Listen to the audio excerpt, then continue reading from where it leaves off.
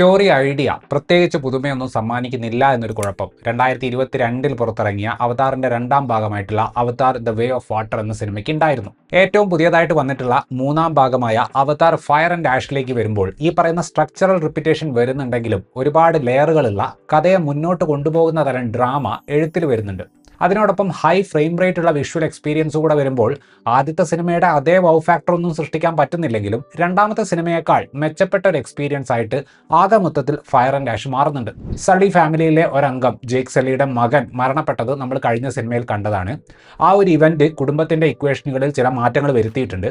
കാര്യങ്ങൾ അത്ര സുഖകരമായിട്ട് മുന്നോട്ട് പോകുന്നില്ല എന്ന് മനസ്സിലായപ്പോൾ കൂട്ടത്തിലെ മനുഷ്യനായ സ്പൈഡറിനെ അവന് ജീവിക്കാൻ പറ്റിയ ആളുകളുടെ കൂട്ടത്തിലേക്ക് പറഞ്ഞയക്കാൻ ഇവർ തീരുമാനിക്കുകയാണ്.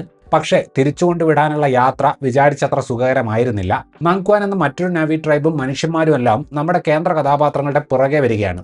ഈ ഒരു സാഹചര്യത്തെ അവരെങ്ങനെ നേരിടുന്നു എന്നതാണ് ഇത്തവണ നമ്മൾ കാണുന്നത്. ഞാൻ തുടക്കത്തിൽ പറഞ്ഞതുപോലെ ഇത്തവണത്തെ തിരക്കഥയിലെ ഡ്രാമ കുറച്ചുകൂടി എക്സൈറ്റിംഗ് ആണ്. സ്പൈഡറിന് കഥയുടെ ഒരു ഘട്ടത്തിൽ സംഭവിക്കുന്ന കാര്യങ്ങൾ ഈ മൊത്തം ഫ്രാഞ്ചൈസിൽ കഥ ഇനി ഏത് ഡയറക്ഷനിൽ മുന്നോട്ട് പോകും എന്നതിൽ ഒരു പ്രധാനപ്പെട്ട ഇൻഫ്ലുവൻസ് ആകുന്നുണ്ട്. ആ ഒരു ഭാഗത്ത് രൂപപ്പെടുന്ന ടെൻഷനെ ജെയിംസ് കാമറൂൺ കഥാപാത്രങ്ങൾക്കിടയിൽ ഒരു ഡയലമ സെറ്റ് ചെയ്യാൻ ഉപയോഗിക്കുന്നുണ്ട്.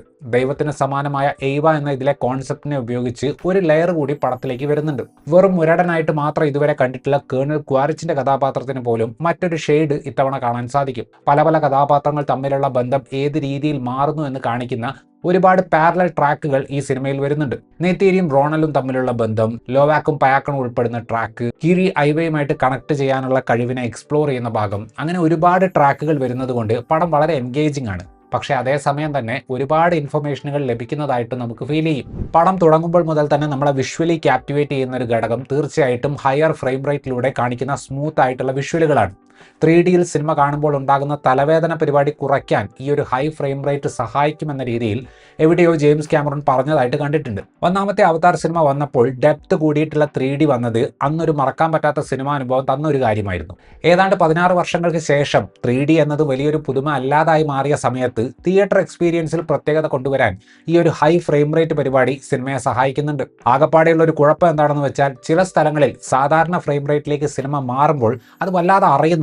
നമ്മുടെ ശ്രദ്ധ കഥയിൽ നിന്ന് മാറി ഫ്രെയിം റേറ്റിലേക്ക് പോകുന്നുണ്ട്. വലിയ സ്കെയിലിലുള്ള സെറ്റ് പീസുകൾ കൊറിയോഗ്രാഫ് ചെയ്തിട്ടുള്ള രീതി, വിഷ്വലുകൾ കൊണ്ട് എഡിറ്റ് കൊണ്ടും അവരത് കൈയടക്കത്തോടെ അവതരിപ്പിച്ചിട്ടുള്ളത് ഗംഭീരമായിട്ട് തോന്നി. ഒരു വലിയ ഏരിയയിൽ പല പല സ്ഥലങ്ങളിൽ നടക്കുന്ന ഇൻസിഡന്റുകളെയാണ് ആ ഒരു ആക്ഷൻ ബ്ലോക്കിൽ കാണിച്ചു തരുന്നത്. പക്ഷെ നമ്മുടെ തലയിൽ കാര്യമായ കൺഫ്യൂഷൻ ഉണ്ടാക്കാതെ ആ ഒരു സ്പേസിന്റെ ജിയോഗ്രഫിയെ രജിസ്റ്റർ ചെയ്യുന്ന രീതിയിലാണ് മൊത്തത്തിൽ കാര്യങ്ങൾ അവതരിപ്പിക്കുന്നത്. സ്പൈഡർ എന്ന കഥാപാത്രത്തെ അവതരിപ്പിച്ച ജാക്ക് ചാമ്പ്യൻ, ജിയോവനി റിബിസി, ജമൈൻ ക്ലെമന്റ് മുതലായ കുറച്ച് ആളുകളല്ലാതെ ബാക്കി ഒരുവിധം എല്ലാവരും ഇവിടെ പെർഫോം ചെയ്തിട്ടുള്ളത് പെർഫോമൻസ് ക്യാപ്ചർ എന്ന ടെക്നോളജി ഉപയോഗിച്ചിട്ടാണ്. സാം വർത്തിങ്ടൺ അവതരിപ്പിക്കുന്ന ജേക്ക് സള്ളി ഇപ്പോൾ കുറച്ചുകൂടെ ഒരു നേതാവും അദ്ദേഹത്തിന്റെ മകനും മെന്ററും കൂടിയാണ്. സോയി സൽദാന അവതരിപ്പിക്കുന്ന നെയ്തീരി മകന്റെ മരണത്തിൽ ദുഃഖിച്ചിരിക്കുന്ന ഒരു അമ്മയാണ് ഇത്തവണ.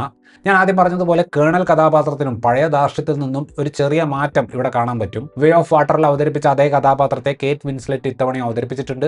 സിഗോർണി വീവർ അവതരിപ്പിക്കുന്ന കിരി ഇത്തവണ പാൻഡോറയിലെ ആ ഒരു സ്പിരിച്വൽ ലോകത്തെ കൂടുതൽ എക്സ്പ്ലോർ ചെയ്തിട്ടുണ്ട്. കഥയിലെ ഒരു പ്രധാനപ്പെട്ട ഡെവലപ്മെന്റിന് ഈ ഒരു കഥാപാത്രത്തിന്റെ ജേർണി കാരണമാകുന്നുണ്ട്. വറാങ് എന്ന പുതിയ കഥാപാത്രം ഈ ഒരു ഭാഗത്തിലൂടെ അവതാർ ലോകത്തേക്ക് വരികയാണ്. ഊന ചാപ്ലിൻ ആ കഥാപാത്രത്തെ വേണ്ട ഒരു ഇന്റൻസിറ്റിയോട് കൂടി അവതരിപ്പിച്ചിട്ടുണ്ട്.